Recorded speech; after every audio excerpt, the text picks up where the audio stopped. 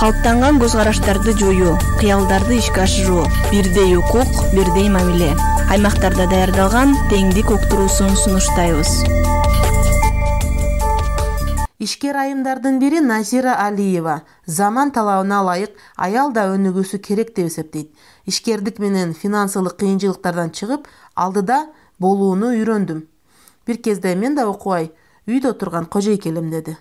Өзүмдү өзүм өнүктүрүү максатында, өзүмдүн үстүмдө иштөө максатында окууну чечтим, окудум. Окуп, онлайн окууларга катыштым. Ошолордун немесинде мындай жыйынтыгында мен азыр өзүм мындай жолдошума жана башкаларга көз карандысыз айым болуп, бир нерсе алайын десең, өзүңдө акча жок болсо, аны алыш кыйын.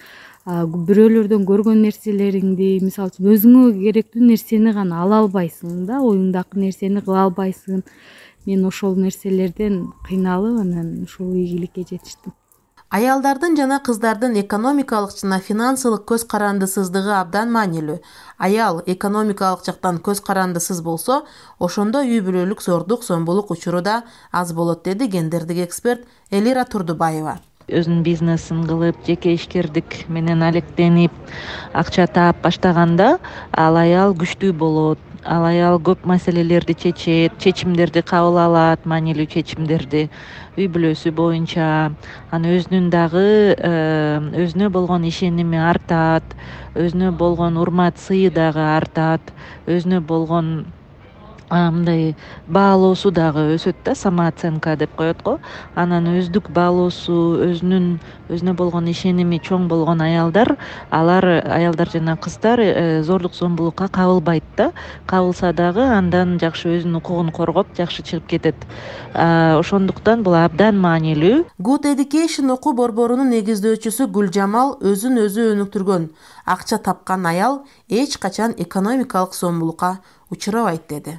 Иштебесек, эки жакка чыкпасак, аң сезимибиз дагы калыптанбайт. Себеби эки жакты көрүп, окуп, үйрөнүп, башкаларга салыштырсак өзүбүздү бул эркиндикке чыгышыбыз керек.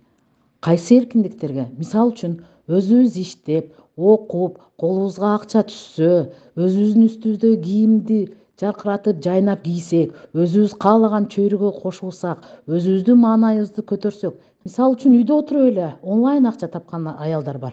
Бул өзүнүн аң сезимин өстүрүп, окуп жана башка нерселерге катышып, жакшы чөйрөлөрдү көргөн адамдар бул экономикалык зордук зомбулуктан чыга алат.